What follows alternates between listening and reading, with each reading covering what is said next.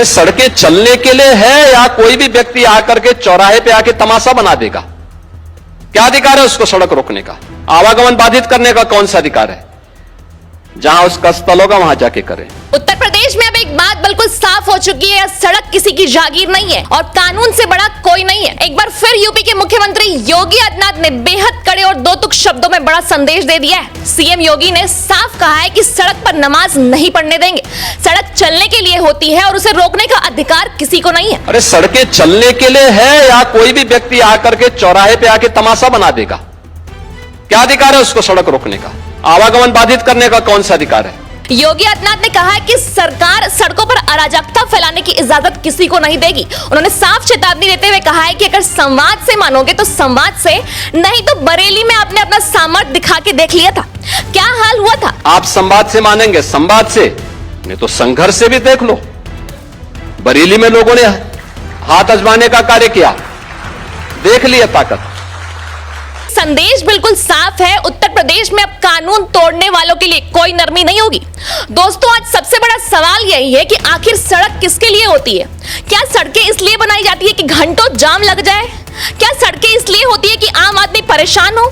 सोचिए, अगर किसी सड़क पर अचानक भीड़ इकट्ठा हो जाए, ट्रैफिक रुक जाए, एम्बुलेंस फंस जाए, तो सबसे ज्यादा नुकसान किसको होता है? उस गरीब मरीज का जो अस्पताल पहुंचने से पहले ही संघर्ष कर रहा होता है, उस बच्चे का जो परीक्षा देने जा रहा हो, और उस नौकरी पेशा इंसान का जिसकी देर होने पर सैलरी कट जाती है, और उस आम नागरिक का जो सिर्फ अपने घर तक पहुंचना चाहता है।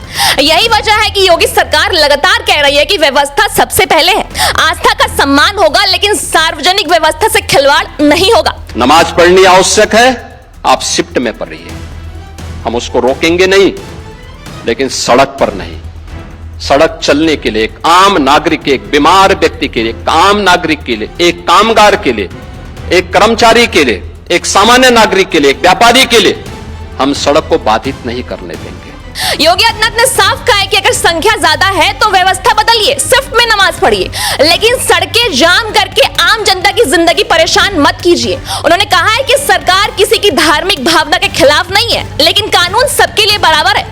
कि अगर आपको सिस्टम के साथ रहना है तो याद करना, हम उन नियम और कानून को मानना शुरू करें। कानून का राज होगा, कानून के राज को सबको समान रूप से लागू करेंगे।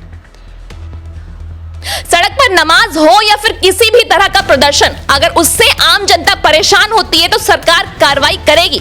योगी आदित्यनाथ ने साफ शब्दों में कहा है कि कानून का राज ही सुशासन की पहचान है, और यही बात आज यूपी की पहचान भी बनती जा रही है। एक समय था जब यूपी में दंगों की खबरें सबसे ज्यादा आती थी, जब अपराधी खुलेआम घूमते थे, जब प्रशासन पर सवाल उठते थे, लेकिन आज तस्वीर बदल चुकी है। आज यूपी में अपराधियों पर बुलडोजर चलता है, माफियाओं की अवैध संपत्तियां गिराई जाती है, दंगाई पर सख्त कार्रवाई होती है और कानून तोड़ने वालों को खुली छूट नहीं मिलती है।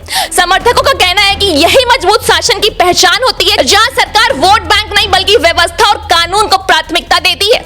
यही कारण है कि योगी आदित्यनाथ की छवि आज देश के सबसे सख्त मुख्यमंत्रियों में गिनी जाती है। उनका संदेश साफ है, उत्तर प्रदेश अब सिस्टम से चलेगा, भीड़ तंत्र से नहीं। यहाँ एक ही राज चलेगा और वो होगा कानून का राज। नियम सब पर समान रूप से लागू होंगे, चाहे कोई कितना भी प्रभावशाली क्यों ना हो। अगर कोई सड़क रोककर व्यवस्था बिगाड़ेगा तो कार्रवाई होगी, अगर कोई कानून हाथ में लेगा तो कार्रवाई होगी, अगर कोई आम जनता को परेशान करेगा तो कार्रवाई होगी। और यही बात योगी बार बार दोहरा रहे हैं कि सरकार पहले समझाती है, संवाद करती है, लेकिन अगर कोई मानने को तैयार नहीं होगा तो सरकार अपने अधिकार का इस्तेमाल भी करेगी।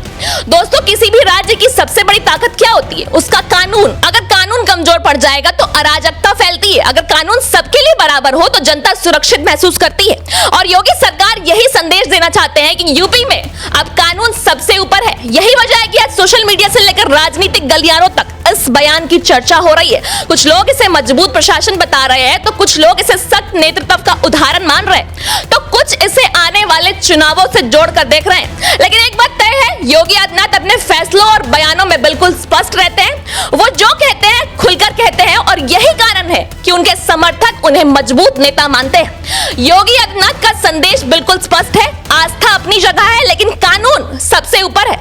उत्तर प्रदेश में अब सिर्फ एक ही नियम चलता है, कानून सर्वोपरि है, और सड़कें सिर्फ चलने के लिए है, रोकने के लिए नहीं। अब आप बताइए, क्या पूरे देश में ऐसा सख्त सिस्टम लागू होना चाहिए? कमेंट करके अपनी राय जरूर दें।